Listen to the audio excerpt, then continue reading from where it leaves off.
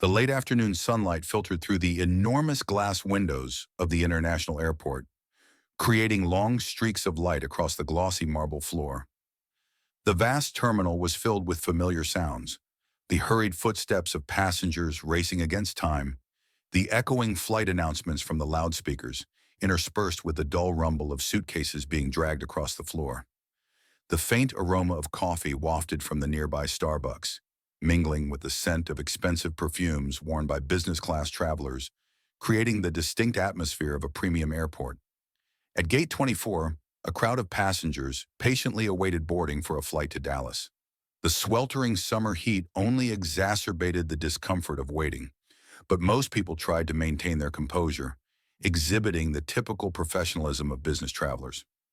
Amidst the bustling crowd, a middle-aged woman stood out with the unmistakable elegance of the upper class. She wore a meticulously tailored navy Chanel suit, its collar accented with delicate golden trims. Her crimson Christian Louboutin heels clicked sharply against the floor, as if marking her own territory. A Hermes Birkin bag worth tens of thousands of dollars hung effortlessly on her arm, seamlessly complementing her outfit as a statement of status. Her highlighted blonde hair was styled with care, and a pair of expensive sunglasses perched atop her head, all radiating sophistication and social standing. She stood within the first-class seating area, her scrutinizing gaze sizing up the passengers around her as though determining who truly belonged there and who did not. Suddenly, something caught the woman's attention. Among the first-class check-in line, there was a young man who didn't appear older than 16. He was dressed casually, worn-out jeans, an oversized hoodie, and most notably, a bright red baseball cap emblazoned with the bold letters MAGA. The four simple letters on the cap were like a spark, igniting a smoldering anger within the woman. Unpleasant memories of the recent election rushed back into her mind. She had poured hundreds of thousands of dollars into the opposition's campaign, passionately engaged in fierce rallies, and now seeing the emblem of the opposing side in what she considered the exclusive domain of the upper class made her blood boil. She shot another glance at the young man, her jaw tightening as she muttered under her breath, "Unbelievable." The boy seemed oblivious to the judgmental glare directed at him, engrossed in his phone, occasionally glancing toward the check-in counter. In the woman's mind, a storm of thoughts and emotions raged. Prejudices and biases, cultivated over years in her upper-class lifestyle, surged powerfully to the surface. She felt as though her privilege and personal space were being invaded. The years of being nurtured in an elite environment, attending lavish parties where everyone shared the same political views, had built an invisible wall that separated her from those who did not belong to her class. How could a kid like him afford a first-class ticket? Was he deliberately trying to provoke others with that hat? And more importantly, how could someone like him appear in such a luxurious space? The loudspeaker announced the start of the boarding process, and the young man stepped forward, holding his boarding pass firmly in hand. But as he approached the check-in counter, the woman swiftly moved, her high heels clicking decisively against the floor. She wasn't about to let this slide so easily. "Excuse me," the woman's voice rang out, loud enough for those nearby to hear. "I think you're in the wrong line." The young man blinked, momentarily confused. In that instant, memories of similar instances of discrimination flooded his mind. He was all too familiar with judgmental stares, whispered comments behind his back, and outright disrespectful treatment simply because of who he was. In moments like these, his father's voice always echoed in his head. "Son, the world isn't always fair, but how you respond will define who you are." He glanced around, then turned back to face the woman. "No, ma'am, this is the first-class line," he replied simply, holding up his boarding pass. The woman squinted at the red hat on his head. "First class?" she sneered. "Are you telling me you bought a first-class ticket?" Her tone carried a sharp edge, drawing the attention of those nearby to the conversation. "Yes, ma'am," the boy replied, his voice polite but firm. A faint crease appeared between his eyebrows, betraying the irritation beginning to surface. The woman crossed her arms, her tone growing increasingly harsh. "Listen, I don't know who you think you are, but first class is reserved for people who, well, let's just say people who belong here." She nodded toward his hat. and I don't think someone with your attitude belongs in this space." A murmur of whispers rippled through the crowd. The check-in staff glanced up from their computer, a clear look of concern on their face.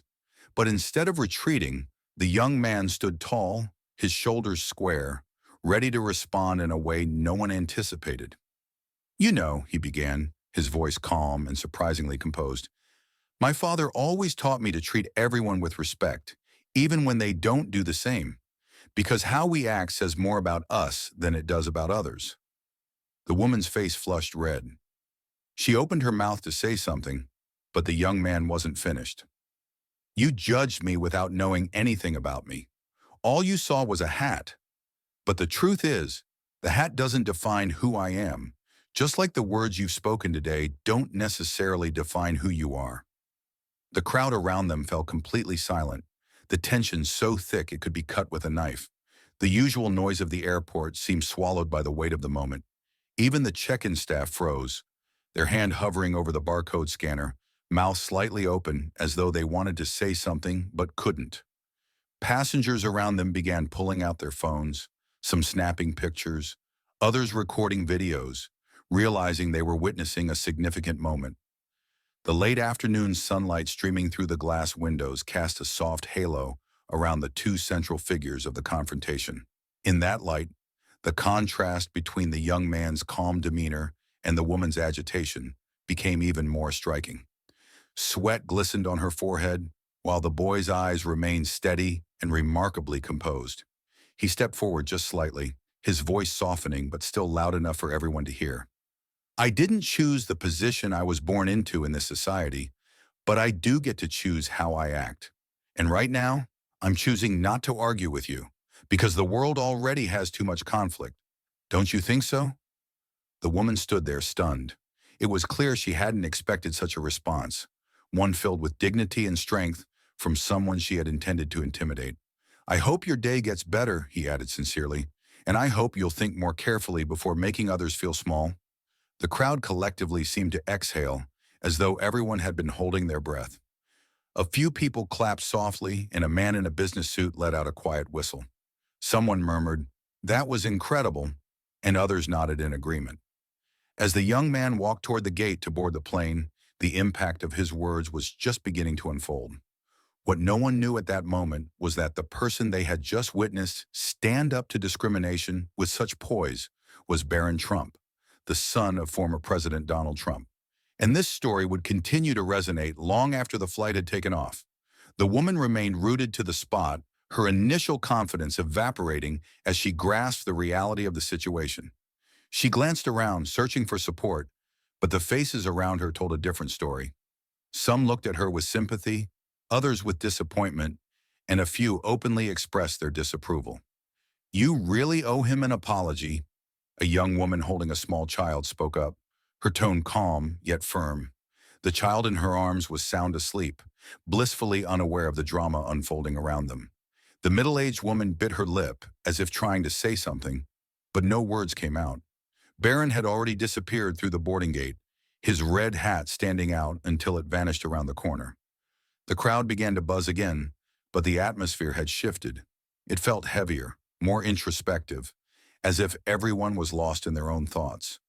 The middle-aged woman's shoulders slumped as she turned back toward the check-in staff, who had resumed scanning tickets. "I didn't mean to," she hesitated. "I just thought—" The check-in agent didn't even look up, focused on scanning the next boarding pass. "Maybe next time, think more carefully before you speak," she said softly, her tone devoid of judgment but heavy with meaning. The woman sighed and stepped back, moving toward the end of the line. The anger she had initially felt had been replaced by an entirely different sensation: regret.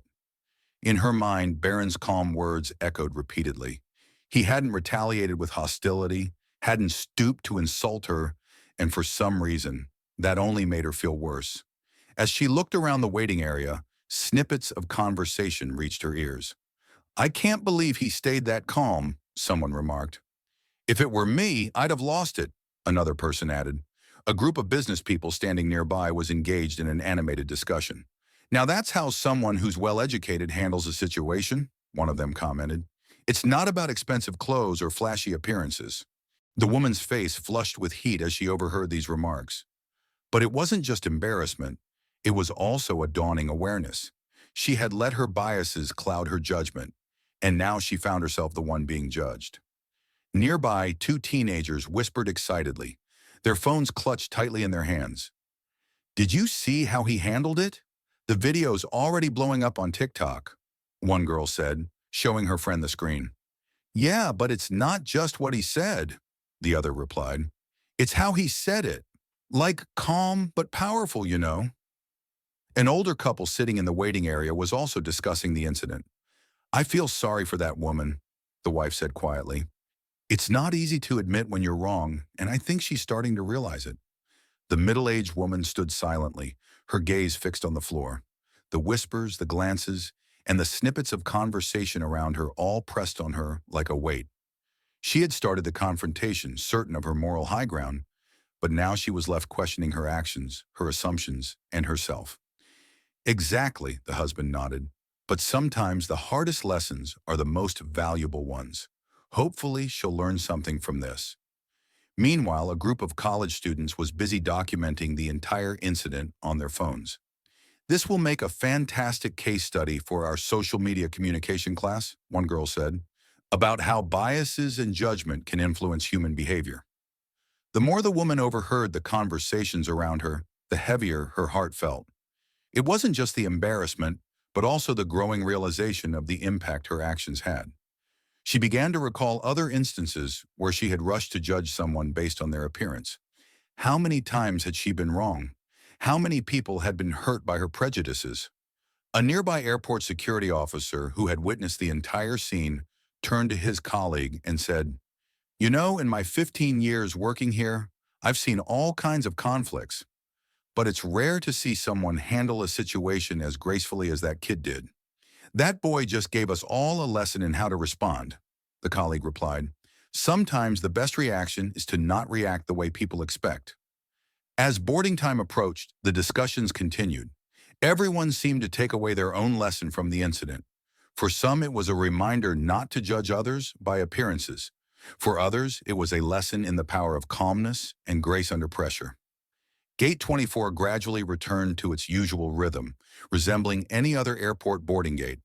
Yet those who had been there knew they had witnessed something extraordinary, a moment when dignity and kindness triumphed over narrow-mindedness and prejudice, a vivid life lesson on what it means to be a better person.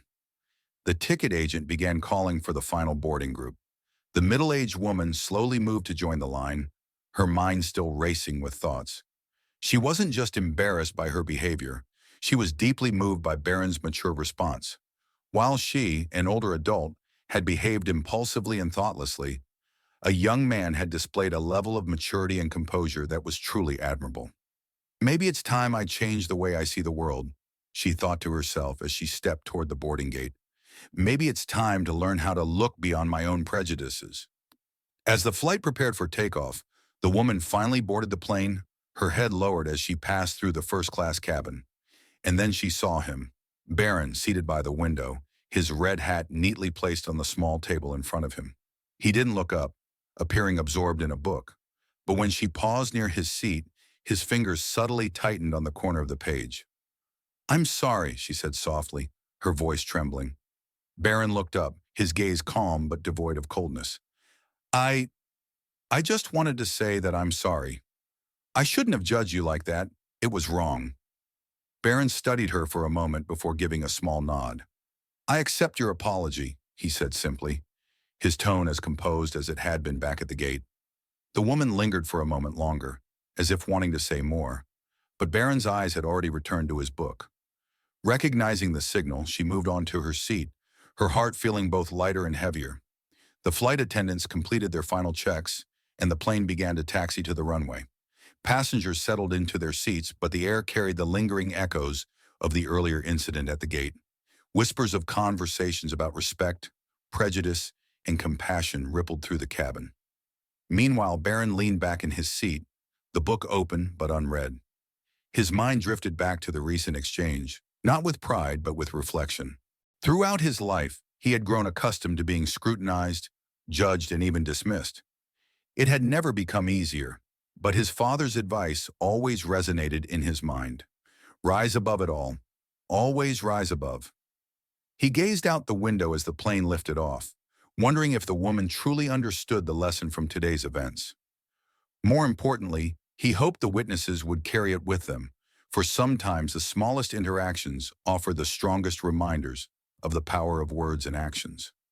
Elsewhere on the plane, the woman sat silently, staring out the window but seeing only her own reflection.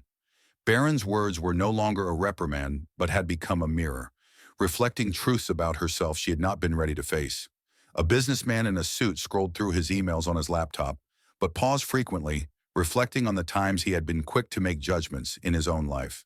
The young mother smiled gently at her sleeping child, grateful for the lesson in kindness and respect that she could pass on to the next generation. The cabin was quiet as the plane ascended into the sky, yet the impact of the moment lingered in the hearts of those who had been part of it. A subtle, shared understanding had taken root, a reminder of the strength found in grace, humility, and the courage to rise above. At 35,000 feet, the cabin lights dimmed, and passengers began to settle back into their seats. Yet an unspoken understanding seemed to ripple through the rows. Something meaningful had unfolded today at Gate 24.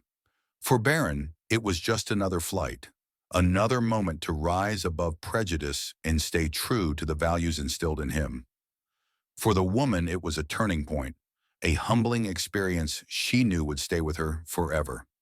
And for everyone else who had witnessed the exchange, it became a story, a reminder of the importance of tolerance, humility, and the courage to look beyond appearances. The plane soared above the clouds, and below, the city stretched out like a blanket of lights.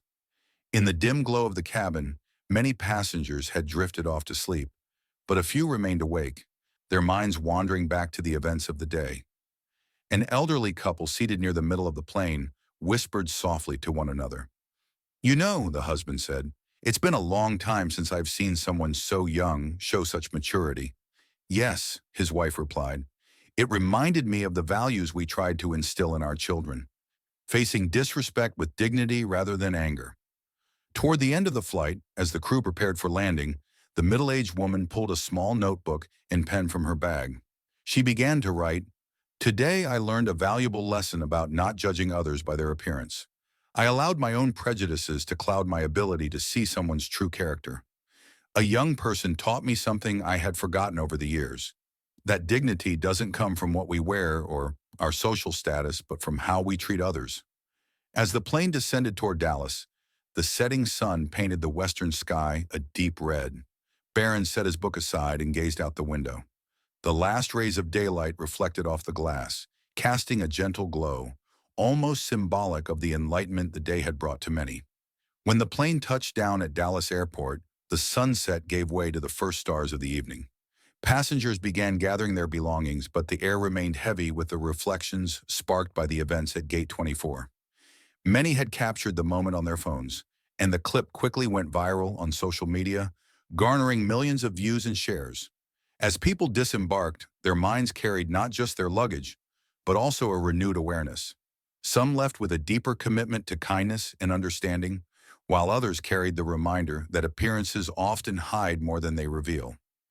It had been just a flight, just a moment, but for those present, it became a lesson they wouldn't soon forget.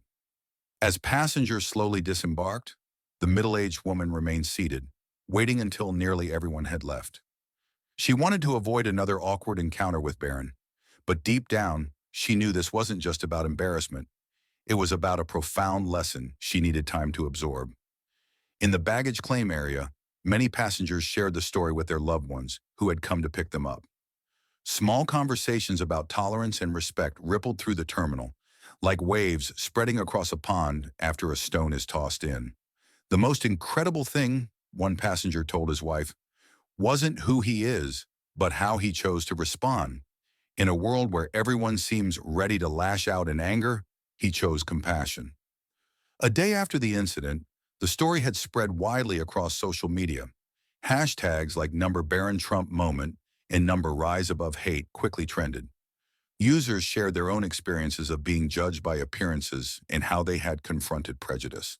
One Twitter user wrote, This story isn't just about Barron Trump. It's about all of us, about how we choose to respond when faced with disrespect and whether we have the courage to rise above our own biases. An Instagram post with over 1 million likes shared, "Sometimes the greatest lessons come from the youngest among us."